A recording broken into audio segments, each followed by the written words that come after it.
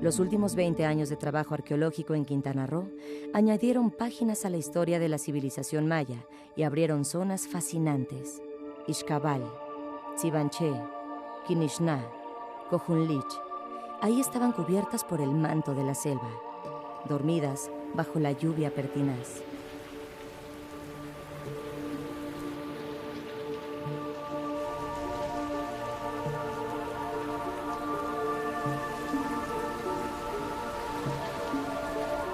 Arrulladas por el sonido de la fauna y acariciadas por el viento, esperaban ver nuevamente el sol para relatar su historia y convertirse en una singular ruta cultural y turística del estado de Quintana Roo. El interés del municipio y del gobierno del estado y del ejido de Bacalar en este sitio tiene mucho que ver con la construcción de una ruta turística que tendría como base lo que han llamado ahora un pueblo mágico, que es Bacalar. Entonces la ruta sería de Bacalar, venir a Ixcabal y después quizás ir a Tsibanché, a Cojunlich y dar la vuelta por Chetumal hasta Bacalar. Esos serían los sitios.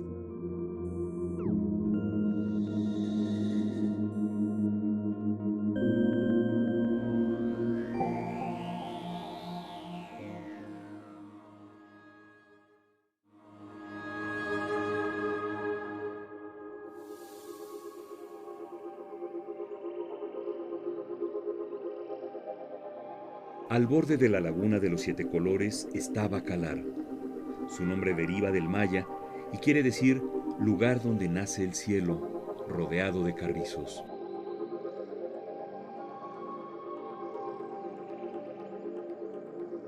Durante la época prehispánica, Bacalar fue el lugar más importante del cacicazgo maya de Huaymil. Hoy en Bacalar empieza el recorrido por una de las rutas prehispánicas mayas más importantes del estado de Quintana Roo.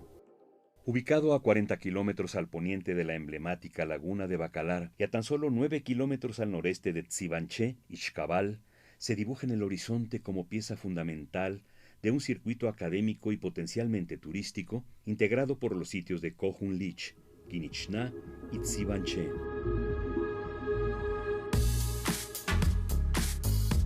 Por la carretera rumbo a Reforma, pasando el rancho El Suspiro y siguiendo la guardavía, se llega a Ixcabal.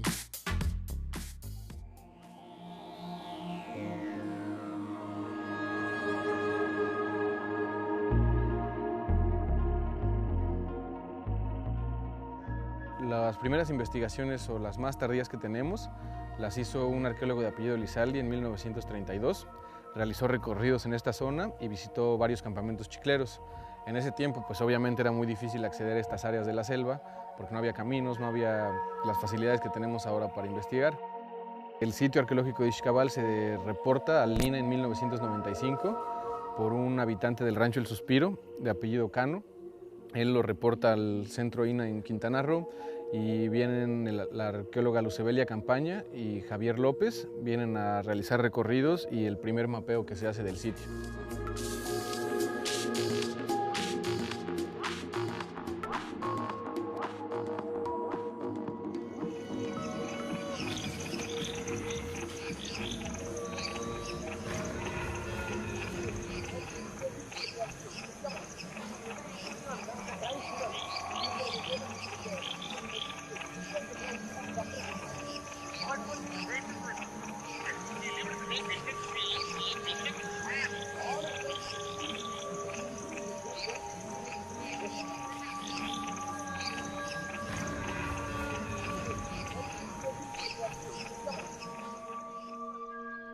El sitio de Ixcabal es un sitio del que, en términos académicos, no se sabía de él hasta el año 1995.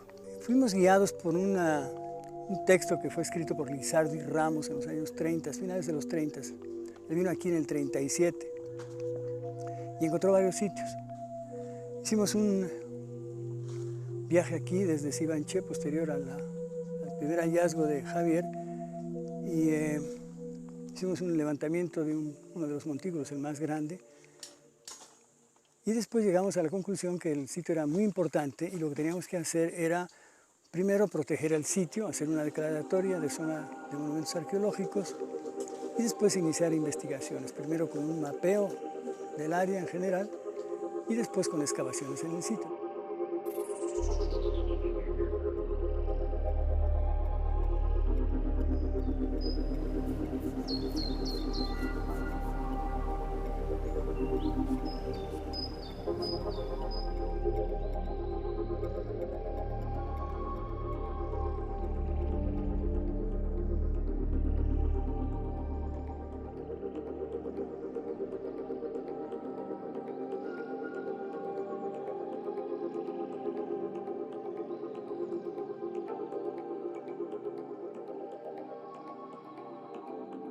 Por principio se hace se orienta las excavaciones, se hace una pequeña retícula y generalmente se empieza de abajo hacia arriba.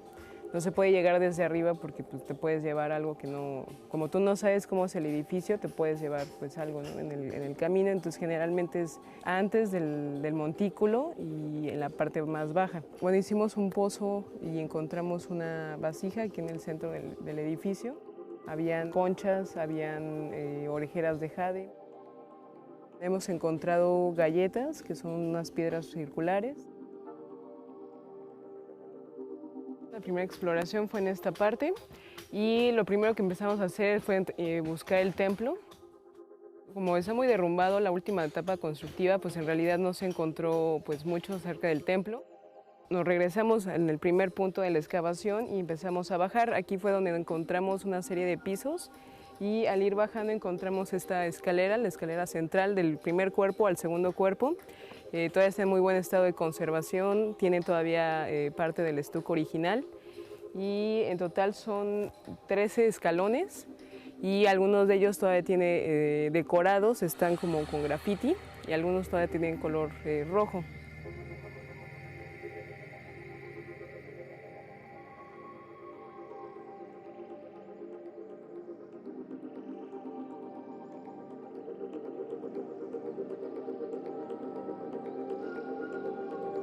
En la escalinata al templo superior tenemos este tipo de mascarones, de pequeños mascarones, que son elementos decorativos en la escalinata. Y aunque está un poco difusa la imagen, lo que tenemos es las fauces inferiores del monstruo de la tierra, que están asociadas a la fertilidad. Lo que tenemos aquí es un pequeño cuarto que fuimos excavando y limpiando.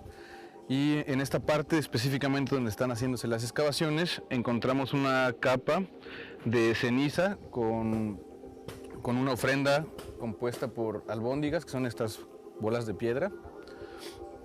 Son muy comunes en los sitios arqueológicos encontrar estas ofrendas. Se cree que están asociadas al maíz y representan bolas de maíz. Creemos que se trata de una ofrenda constructiva que los mayas depositaron a la hora de construir el otro nivel de la plaza.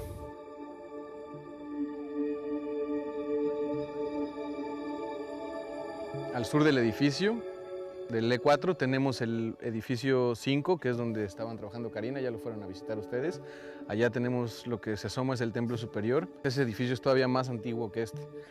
Pensamos que lo primero que se construyó fueron las grandes plataformas y después fueron construyendo los templos de arriba.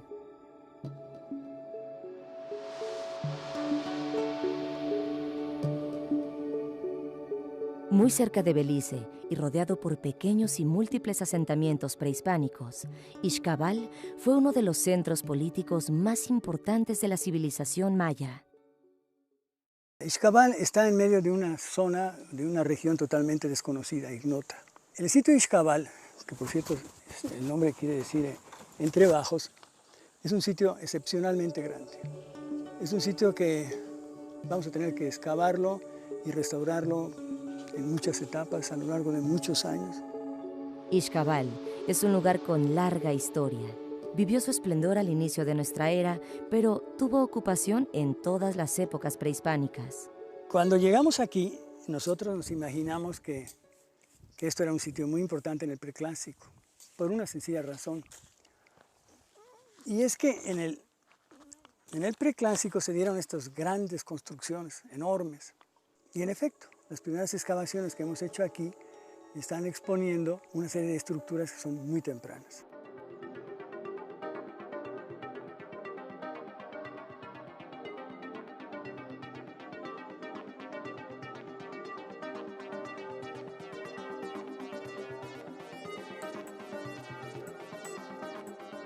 Ahorita llevamos más o menos 9 meses trabajando en las excavaciones y se ha descubierto solo la punta del iceberg de lo que sería el edificio, porque es un edificio enorme, ¿no? El edificio lo comprende una plataforma de 100 por 100 metros, una plataforma enorme, y sobre esa plataforma está construido este templo donde estamos nosotros.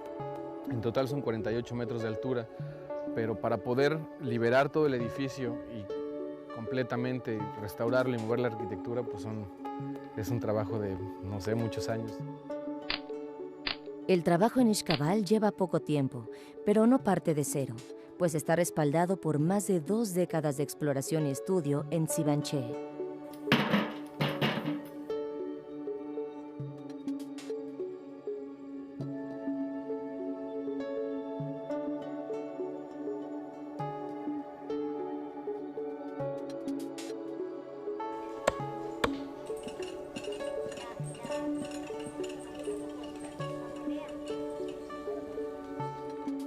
El Sascab, alojado en el fondo de las depresiones del terreno, permite la acumulación de agua de lluvia formando aguadas.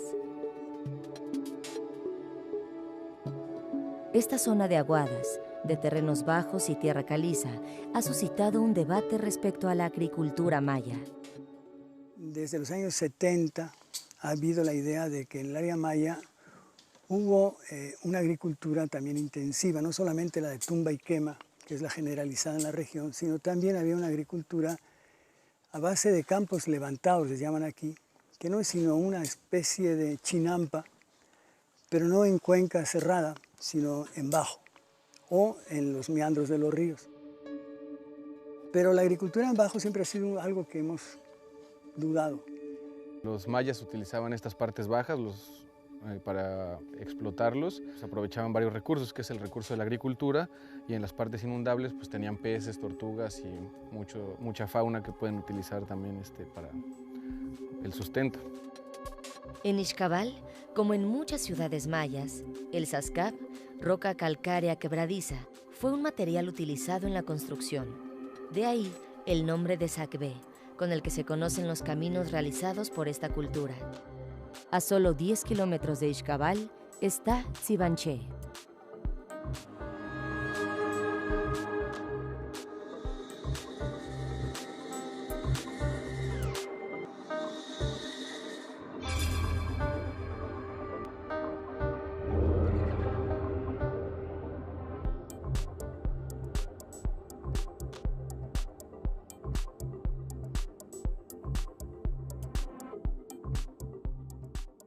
Cuando Thomas Gann hacía exploraciones por estos lugares, vino aquí, vio el dintel de madera, le puso al sitio el nombre de Tsibanché, que quiere decir escritura sobre madera.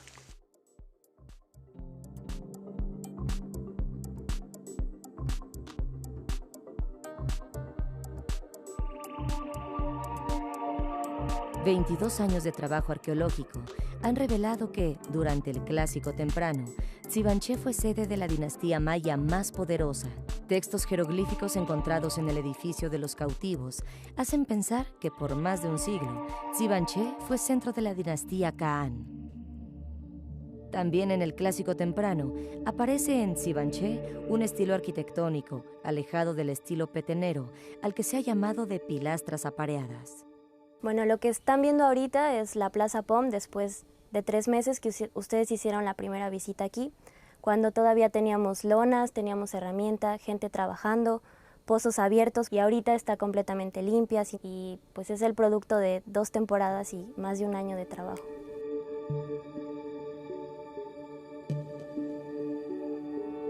Bueno, aquí tenemos los muros que la vez pasada explicamos estaban completamente decorados con estuco, y en el derrumbe encontramos todos los estucos con pintura y modelados que estaban en el friso. También se puede ver la escalera, que pueden darse cuenta que es de una manufactura distinta. La piedra es diferente porque no son de la misma temporalidad. Aquí tenemos las divisiones en estos muros, que son precisamente adiciones que se hicieron al edificio en épocas posteriores, Y también se pueden ver muros que tapiaban el acceso de un sitio a otro para restringir el acceso, que son estos que se ven aquí. Se pueden ver las divisiones entre los distintos muros. En esta parte de aquí es donde teníamos unos drenajes que pudimos observar cuando realizamos unos pozos de sondeo en esta parte. Los drenajes estaban tapados con lajas de bóveda y ahorita que ya se terminó la temporada fueron cubiertos otra vez. Hoy conocemos la importancia que Tsibanché tuvo en la historia de la civilización maya y es posible admirar la majestuosidad de su arquitectura.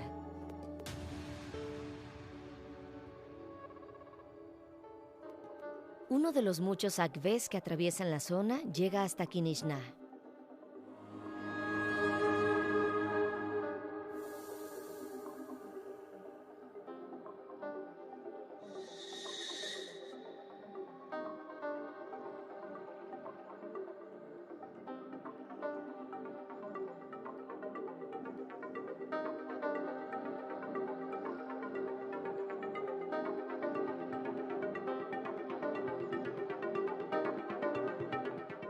Dos kilómetros al norte del conjunto principal de Tsibanché se distingue la Acrópolis de Kinishná. Una acrópolis es un conjunto de edificios que tiene varios niveles, con edificios desplantando en cada uno de los diferentes niveles. Eso es lo primero. Lo segundo es, a medida que uno va pasando de un nivel a otro, el acceso se va haciendo más restringido. Y el tercer concepto es que todo el conjunto está rematado finalmente por un edificio principal que le da sentido al conjunto completo. El gran volumen de la Acrópolis fue hecho en el Preclásico superior. El arqueólogo Thomas Gahn bautizó el lugar como Kinishná al encontrar un estuco con la representación del glifo Kin, sol o día, en la parte posterior del edificio principal.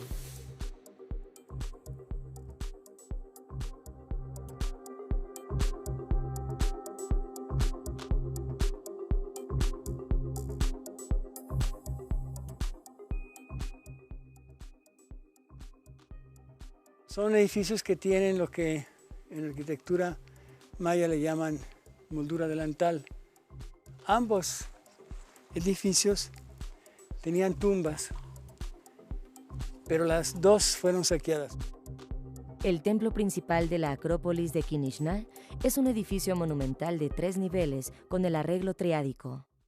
El concepto mismo de arreglo triádico y de Acrópolis, como está en Kinishná, es muy raro encontrarlo en el área maya. Son muy pocos los lugares. Complementan el sitio una serie de edificios bajos alrededor de una plaza. Posiblemente fueron plataformas para templos menores o viviendas.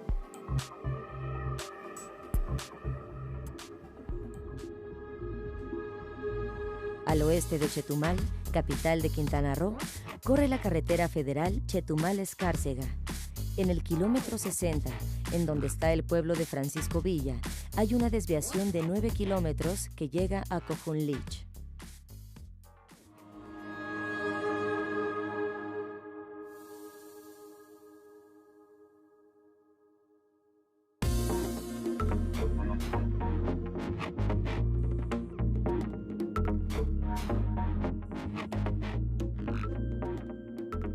Aquí el árbol dominante es el corozo. De hecho, el nombre del sitio tiene que ver con esa planta. Cojunelich originalmente era Cojunelich, que en inglés quiere decir lomerío de corozos. Y es la forma en que conocían a principios de siglo este sitio los que trabajaban en un campamento maderero muy cerca de aquí que se llamaba Clarksville. Pero el nombre no tiene nada que ver con la lengua maya, es un nombre derivado puramente del inglés.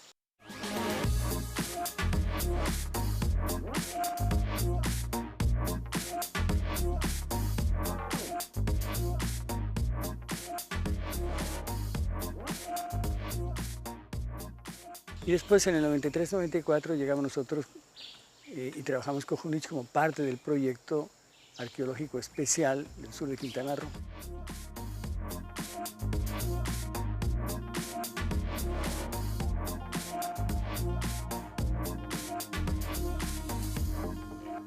En 1912, el sitio fue descubierto por el arqueólogo norteamericano Raymond Merwin. La denuncia de saqueo en uno de los templos de Cojunelich abrió el primer proyecto arqueológico en esta zona y estuvo a cargo del arqueólogo Víctor Segovia.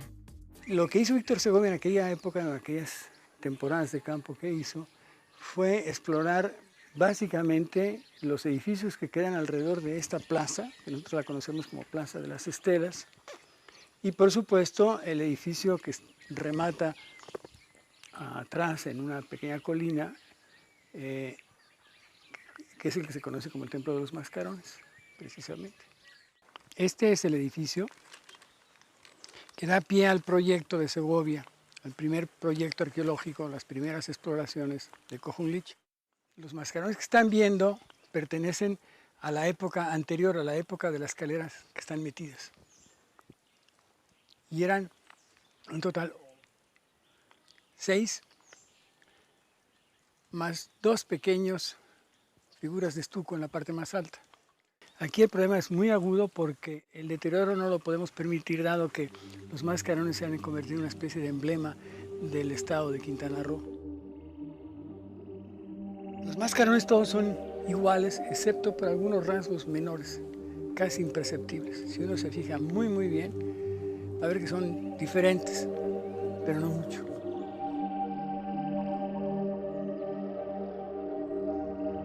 El personaje que está representado en cada uno de ellos tiene una bigotera, no sé si la pueden ver aquí, tiene una nariguera, el septum está perforado para soportar esas dos cuentas, que seguramente eran de jade en el original.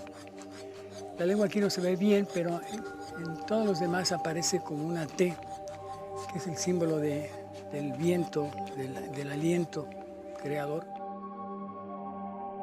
Los ojos tienen estos signos glíficos que no sabemos bien a bien todavía de qué se trata. El personaje lleva un casco, que es este que ven aquí, para soportar un tocado que está arriba.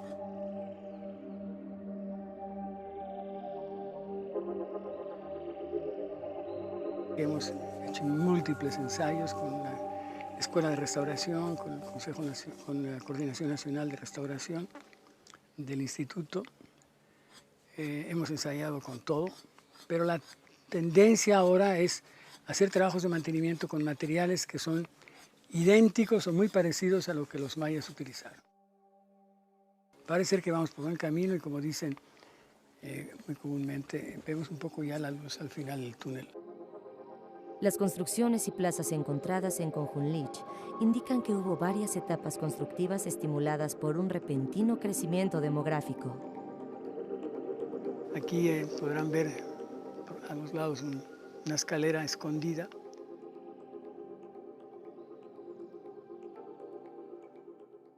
El edificio que mejor presenta los rasgos del estilo Pichán es este edificio, que precisamente es el palacio que preside el conjunto de habitaciones que hay en este conjunto habitacional.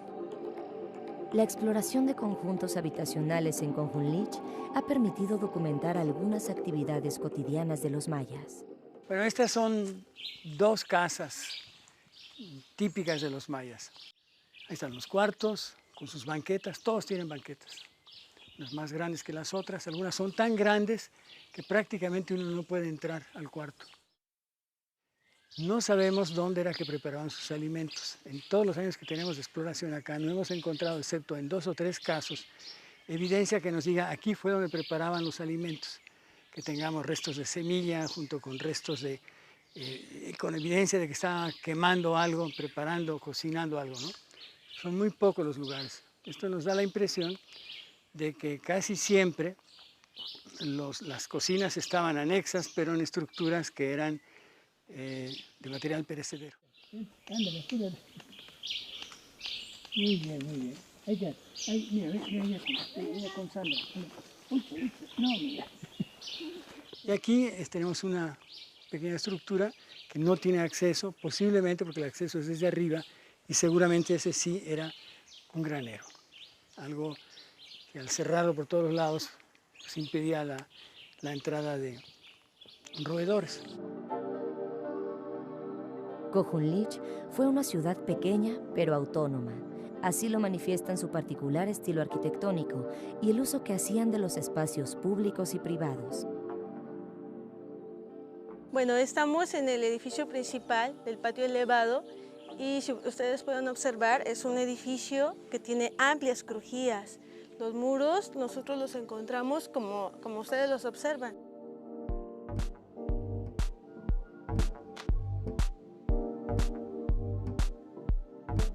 Ese chaca rojo, nosotros lo trabajamos desde el 93, era un árbol pequeñito, es uno de los árboles más bellos que hay, protegido por los muros que dejamos también in situ.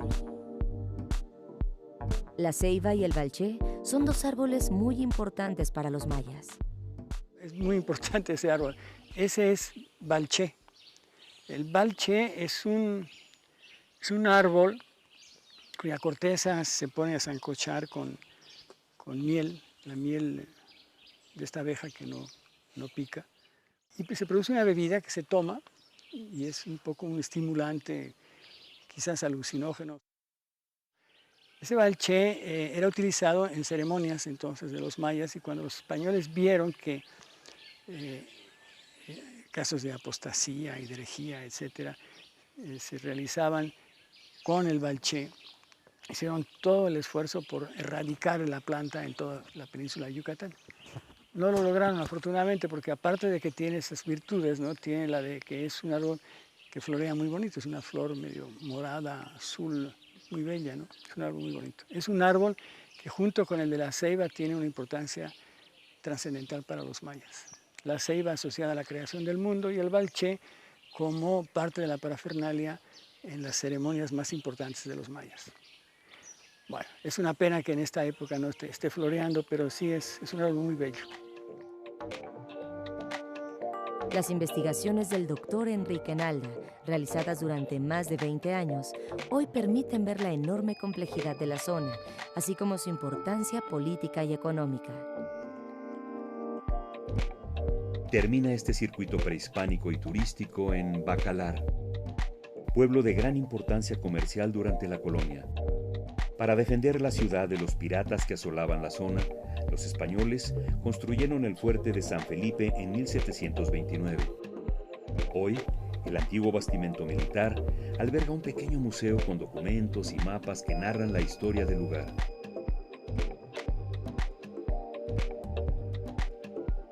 El 26 de junio de 2007, Bacalar fue elevada a la categoría de ciudad.